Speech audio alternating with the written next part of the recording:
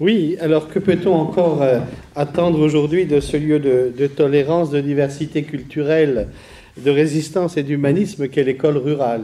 Eh bien, contre toute attente, bien, mille choses.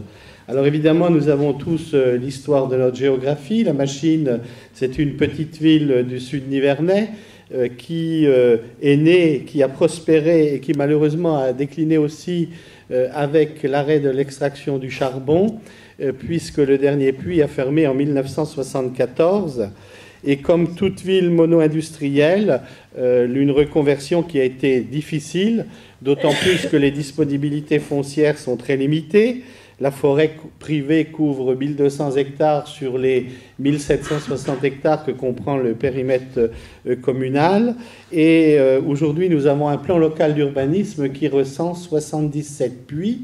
C'est vous dire donc les contraintes qui nous sont imposées, qui sont très draconiennes en matière d'urbanisme. Donc une ville qui a connu dans les années 66 000 habitants, mais qui malheureusement aujourd'hui n'en a plus que 3 450. Alors, dans un précédent mandat, nous avions déjà initié avec mon équipe un certain nombre d'équipements structurants. Je pense à la mise en place d'une crèche itinérante, l'installation d'une antenne de l'école de la deuxième chance, la mise en place également d'îlots de formation technique individualisés destinés donc aux salariés du secteur du Sud Nivernais dans le cadre de l'électronique, l'électrique, et ça dans un partenariat avec le CFA de l'industrie. Et puis malheureusement, nous avons toujours un certain nombre de clignotants sociaux qui sont à l'orange voire au rouge. Je vais vous donner deux chiffres qui sont particulièrement révélateurs. Nous avons 67,7% des foyers non imposables. Je vous rappelle que la moyenne régionale, alors je l'ai noté, c'est 54,2. Et puis nous avons un revenu fiscal moyen par foyer de 18 048 €, alors que la moyenne nationale est à 27 040 €. Ce sont les données 2017, ça fait quand même un différentiel de 46%.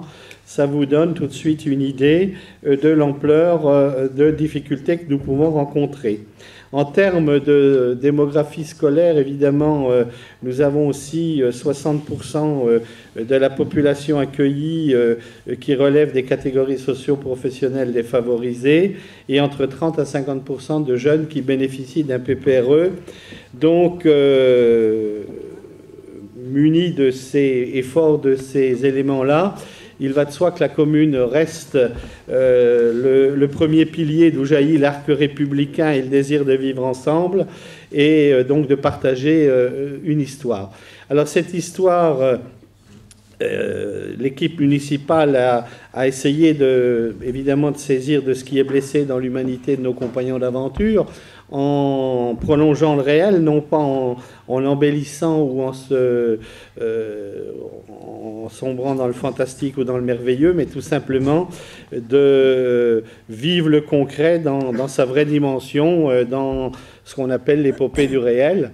Et pour faire, je crois qu'il n'y a pas d'élément plus fédérateur que le patrimoine communal. Pourquoi? Parce que le patrimoine communal, eh bien, il a une histoire que tous peuvent se partager.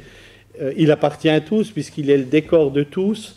Et donc, c'est vraiment le pilier cosmique sur lequel nous nous sommes appuyés pour la mise en place d'un certain nombre d'actions. Alors évidemment, on a essayé de satisfaire dans la mesure du possible toutes les exigences matérielles, les aménagements de locaux, les rendre les plus fonctionnels possibles, les équiper d'une façon assez moderne.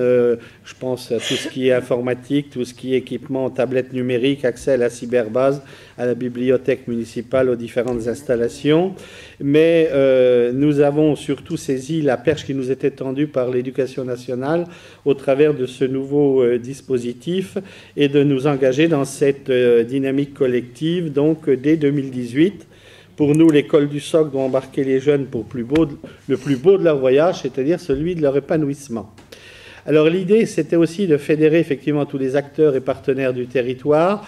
Et là, je vais insister très lourdement sur l'implication du monde associatif. Nous avions déjà eu une forte participation dans le cadre des nouvelles activités périscolaires que nous avions mis en place dès la première année. mais nous étions dans une relation un peu marchande, à savoir que pour obtenir l'adhésion du plus grand nombre, la municipalité avait fait le choix de financer les séquences d'animation mises en place par le tissu associatif à raison de 30 € par l'heure d'intervention, ce qui a généré effectivement un gain relativement satisfaisant pour un certain nombre d'associations. Et ça a bien fonctionné pendant plusieurs années. On a une implication assez forte. Et donc, on a voulu continuer d'essayer de bénéficier de cette dynamique. Pourquoi? Parce qu'on est soi-même que parmi les autres. Et là, je crois que réside le trésor irremplaçable des associations où la liberté de chacun façonne finalement le projet de tous. Et c'est aussi ce ciment de réciprocité qui est offert par les personnes bénévoles est relativement intéressant pour nos territoires ruraux, et ces citoyens engagés finalement nous offrent des copeaux de bonheur chaque jour, et donc autant en faire partager le plus grand nombre possible. Donc ça nous a permis d'organiser les différents temps de l'enfant. Je pense au plan mercredi, notamment donc tout ce qui est activité périscolaire, et surtout d'enrichir les parcours éducatifs. Alors il y a eu une petite période de flottement parce que effectivement la page des nappes était tournée et une nouvelle page s'ouvrait avec des règles du jeu un peu différentes, à savoir qu'il n'y avait plus de rétribution des séquences d'animation pour les associations. Et donc là, il y a eu un petit flottement. Donc une idée nous est venue en équipe municipale, c'est de lancer l'idée d'un budget participatif que nous avions doté de 15 000 €, en disant, écoutez, voilà, nous mettons sur la table 15 000 €, faites-nous remonter des projets qui fédèrent évidemment le maximum d'associations autour d'une thématique qui pourrait être Génération 2024. Alors pourquoi Génération 2024? Parce que je crois qu'on est toujours le nez dans le guidon et on a besoin de temps en temps d'un peu de prospective et de perspective. Et les valeurs de l'olympisme nous semblaient un clin d'œil tout à fait sympathique que nous pouvions décliner localement. Et après quelques semaines de flottement, il se trouve qu'une jeune fille qui était en études en STAPS sur Dijon et qui avait un rapport de stage à faire sur le domaine de l'événementiel a saisi la balle en rebond et est venue nous voir et finalement a dit « Je suis très intéressé par ce projet-là ». Nous avions trouvé la personne référente qui allait pouvoir piloter cette opération. Elle a su fédérer autour d'elle l'ensemble du tissu associatif et nous avons eu la concrétisation très récemment, les 20 et 21 septembre, avec une mobilisation de 350 jeunes, donc collégiens, maternels, primaires. Nous avons revécu les Jeux Olympiques 2024 en avance, avec une mobilisation de tous les partenaires, c'est-à-dire les anneaux olympiques, l'hymne olympique, les anneaux étaient présents, le drapeau olympique, etc. La flamme était là. Et vraiment, les jeunes ont pu s'exprimer et découvrir 22 activités proposées par le monde associatif. Nous avions aussi sollicité la présence de Cyril Marais, qui est un champion olympique en matière de judo, qui a fait partager une expérience assez unique aux jeunes le soir. Et c'était vraiment un moment merveilleux, un moment fédérateur, où finalement il y a une communion assez forte qui s'est établie entre les jeunes, les parents qui ont pu revenir le lendemain et bénéficier des mêmes conditions d'évolution, et montrer combien c'était important de s'inscrire dans ce dispositif d'école du socle. Et je vais passer la parole tout de suite à Flore pour décliner les autres aspects. Moi, j'ai voulu mettre l'accent surtout sur la mobilisation du monde associatif et des partenaires. Moi, je vais surtout axer d'un point de vue donc pédagogique et les différentes actions organisées entre la maternelle, l'élémentaire et le collège. Donc la maternelle rassemble 90 élèves répartis en 4 classes. L'élémentaire rassemble 180 élèves répartis en 8 classes et le collège réunit une centaine d'élèves répartis en 5 classes. Nous avons donc comme objectif visé donc favoriser la réussite de tous les élèves en assurant la continuité au sein des cycles et entre les cycles, ce qui nécessite un énorme travail entre enseignants et professeurs premier degré, second degré. Nous avons aussi donc le souhait de donner de l'ambition à tous les élèves, construire une excellence scolaire par la mise en œuvre d'une réflexion sur les pratiques pédagogiques et donc associer tous les acteurs locaux du territoire. Là, vous voyez par exemple sur cette photo, vous apercevez des élèves qui traversent une cour, ils quittent l'élémentaire pour aller suivre une séance d'anglais. C'est là où je passe à la diapo suffisante.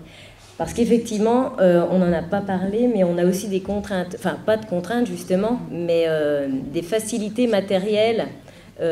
Effectivement, l'école élémentaire se trouve collée au collège. Une porte nous sépare.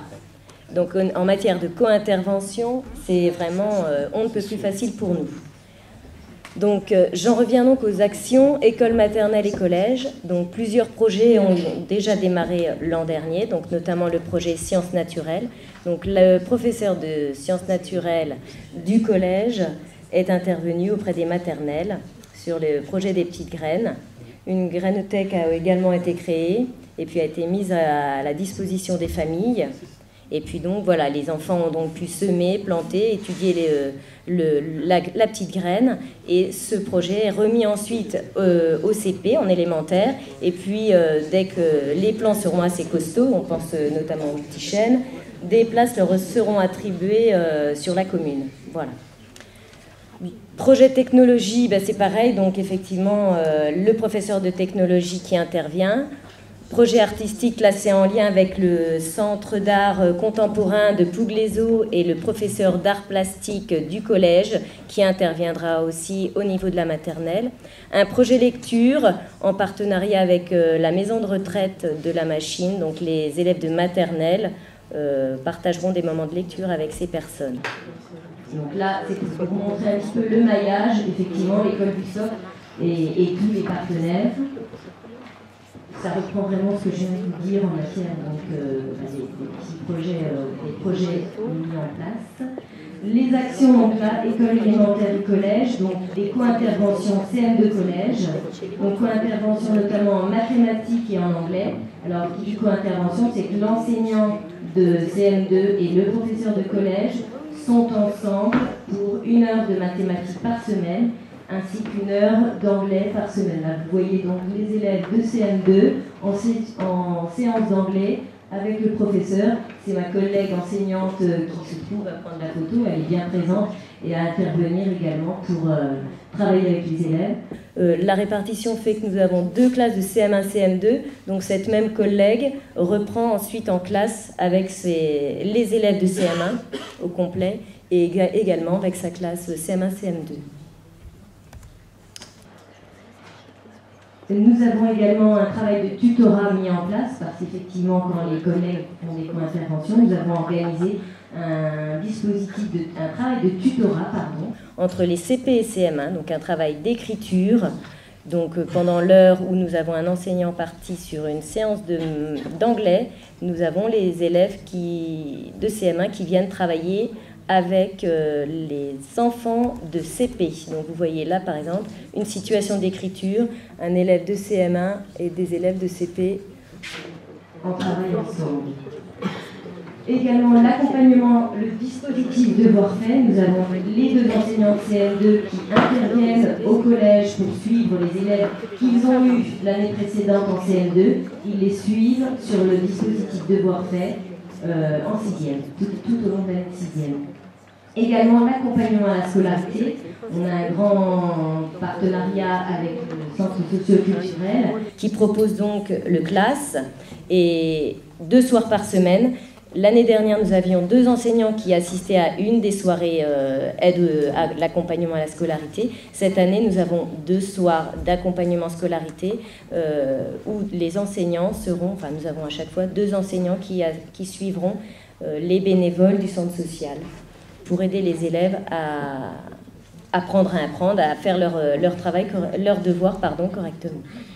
Des activités sportives sont aussi organisées entre l'élémentaire et le collège régulièrement, des tests cross, des rencontres run and bike, plusieurs situations où les élèves de CM1, CM2, 6e, cycle 3 sont réunis. Des expositions au CDI du collège et enfin des actions hygiène et santé en partenariat toujours avec le collège. Voilà.